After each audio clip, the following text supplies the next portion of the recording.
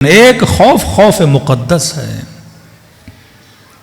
جو خوف اولیاء اللہ میں ہے، جو خوف اللہ کے صالح بندوں میں ہے، جو خوف اللہ کی ذات سے ہے، اسے کہتے ہیں خوف مقدس، جو اللہ کی ابوہت کی وجہ سے، جو اللہ کے ذکر کی وجہ سے۔ آیت اللہ گل پائگانی کے بیٹے آیت جمال گل پائگانی، ان کے والد نے وصیت کی، فرمایا میرے بیٹے امیر المؤمنین اپنے جماع بیٹے امام حسن کو وصیت کر رہے ہیں کہ فرمایا حسن کثرت سے یاد موت کیا کرنا، کیونکہ یاد موت ہے جو انسان کو نیک بناتی ہے، یاد موت ہے جو انسان کو بدکاریوں سے بچاتی ہے، یاد موت ہے جو انسان کو بد اخلاقیوں سے بچاتی ہے، ذکر الموت ہے جو انسان کو قبر کی یاد دلاتا ہے۔ تو کہا کہ بیٹے موت کو یاد کرنا۔ اب یاد کرنے کے اسباب ہے، فرمایا پہلا سبب میرے لال شب جمعہ قبرستان ضرور جایا کرو۔ لیکن کیسے قبرستانوں میں آج کل دنیا میں جیسے قبرستان بن رہے ویسے نہیں، جیسے کرسچن بناتے ہیں یا ویسٹرن کنٹریز میں چلے جاتے ہیں تو قبرستان کم، پارک زیادہ لگتا ہے، افراط اور تفریط۔ اور ہمارے قبرستانوں میں تو پھر نہ قبرستان کی شکل ہے نہ پارک کی شکل ہے۔ قبرستان کا مطلب جہاں جا کر بندے کو یاد موت آئے۔ آج کل لوگ قبرستانوں کو پارک بنا رہے ہیں، مطلب موت کی یاد نہیں آتی انسان کو، ہریالی اور دوسری چیزوں میں کھو جاتا ہے۔ کا ذکر الموت، اور موت کو یاد کرنے کا سبب یہ ہے کہ کم از کم شب جمعہ قبرستان جایا کرو، اور جا کر اس قبرستان میں غور و فکر کیا کرو۔ کہتے آغا جمال گل پائگانی جب نجف گئے تو ہر شب جمعہ وادی السلام جاتے تھے، پہلے جا کر ان قبروں پہ کھڑے ہو جاتے تھے، کافی دیر تک غور و فکر کرتے تھے، پھر کہتے ایک ایسی جگہ پہ جاتے تھے جہاں قبر نہیں تھی، خالی جگہ تھی، اس پہ بیٹھ جاتے تھے اور لمبی دیر تک وہاں پہ بیٹھ کے کچھ پڑھتے رہتے تھے، کبھی روتے تھے، کبھی یاد خدا کرتے تھے۔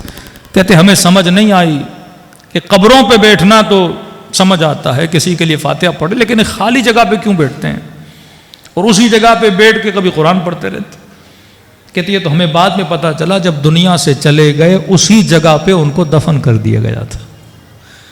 اور آغا قاضی کے شاگرد بتاتے ہیں کہ اپنی زندگی میں آغا جمال نے یہ بتایا تھا کہ جب میں زیادہ غور و فکر کرتا ہوں تو اللہ بعض ارواح کو میری آنکھوں سے پردہ اٹھاتا ہے اور ان کے وجود کو مجھے دکھاتا ہے، کہ فرماتے ان ارواح میں سے میں نے کئی لوگوں کو پہچانا، اور کہتے ہیں وہ دنیا کے وہ مستکبر لوگ تھے کہ جب میں نے دیکھا ان کے وجود سے بدبو آ رہی تھی، ان کے وجود سے مجھے گھن آ رہی تھی، دل ہی نہیں کر رہا تھا کہ یہ میرے قریب آئیں، اتنا تعفن ان کے وجود میں تھا۔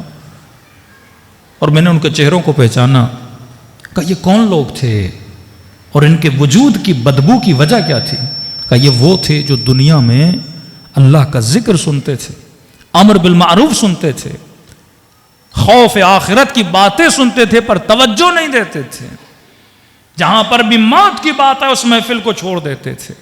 ارے ہمیں نہ سناؤ ہم نے کب مرنا ہے، ہمیں نہ سناؤ ہم نے دنیا سے نہیں جانا۔ اور فرمایا ان کے وجود سے خدا خوشبو دیتا ہے جو اللہ کی باتوں کو سنتے ہیں اور یاد موت میں مشغول رہتے ہیں۔ دوسرا فرمان ہے اہل بیت کا، ایک تو قبرستان جایا کرو، دوسرا فرمایا کہ موت کو یاد کرنے کے لیے مومن اپنے گھر میں کم از کم کفن ضرور مہیا کرے۔ ہمارے ہاں بڈھے حضرات کفن لیتے ہیں، جوان نے تو کہا مجھے کفن کی ضرورت ہی نہیں ہے، پھر وہی غفلت، پھر وہی گمان کہ میں نے کبھی موت نہیں دیکھنی۔ اور میں کفن لے کر رکھا کرو۔ کفن لینے کا مطلب یہ ہے انضام تو منکم اولیاء اللہ، موت کی تمنا کرو۔ اگر تجھے یاد موت ہے تو یاد موت کے لیے سفر کی تیاری کیوں نہیں ہے؟ بندے نے اگر گاڑی لی ہے تو ڈرائیونگ لائسنس رکھے گا، اگر سفر کے لیے جانا ہے تو گاڑی میں پیٹرول بھروائے گا۔ ایک بندہ کہے میں نے سفر پہ بھی جانا ہے، نہ ڈرائیونگ لائسنس ہو نہ پیٹرول کا بندوبست کرے تو دنیا کہے کہ اس نے تو جانا ہی نہیں ہے۔ اگر میں نے موت کی تیاری کر رکھی ہے، کیا اپنی حلال کی کمائی سے میں نے کفن کا بندوبست کیا ہے کہ نہیں؟ تیسری چیز فرمایا وصیت ضرور کیا کر۔ وصیت بھی یاد موت کا نام ہے۔ جب تک ہم بستر مریضی پہ لیٹ نہیں جاتے تب تک ہم وصیت نہیں کرتے۔ جب تک ڈاکٹر نہیں کہتا کہ جناب آپ تھوڑی دیر کے مہمان ہو تب تک ہم وصیت نہیں کرتے.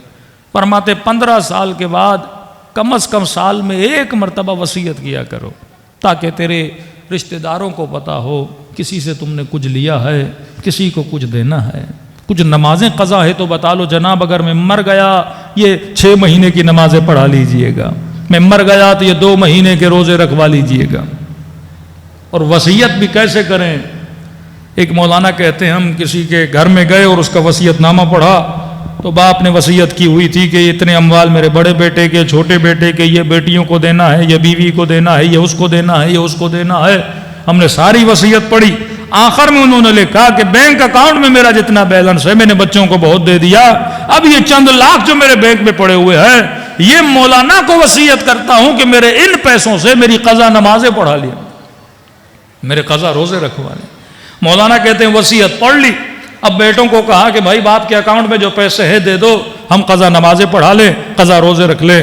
تو بڑے بیٹے نے کہا جب خود نہیں پڑھی ہمیں کیا ضرورت ہے پڑھانے کی, اتنی فکر تھی دنیا میں خود پڑھ لیتا. اب چند پیسے چھوڑ کے گیا ہے وہ بھی ہم نے قضا نمازوں کے لیے. اس لیے رسول کے بعد جب اس مرحوم کے 2 بیٹے آئے اور کہنے لگے کہ یا رسول اللہ پورے کھجوروں کا گودام تھا اور ہم نے غریبوں میں تقسیم کر دیا اپنے والد کے ایصال ثواب کے لیے. نبی نے کہا اللہ ایسی اولاد ہر باپ کو عطا کرے, اور نبی کو اس گودام میں لے گئے. یا رسول اللہ دیکھیے اتنی کھجوریں تھی ہم نے پورے شہر کے غریبوں میں تقسیم کر دی. نبی کی نگاہ زمین پر پڑی اور زمین پر ایک کھجور کا ٹکڑا تھا. نبی نے اس کھجور کو اٹھایا, بڑی حسرت سے دیکھا اور کہنے لگے جتنا کچھ تم نے اللہ کی راہ میں دیا ہے اگر ایک کھجور خود اپنی زندگی میں دیتا اس کا ثواب سارے مال کی خیرات سے بھی زیادہ تھا. یہ بھروسہ بھی اپنی نسلوں پہ نہ کیا کرو کہ میرے مرنے کے بعد کچھ کریں گے. فرمائے جو کچھ کرنا ہے اپنی زندگی میں کر کے جاؤ.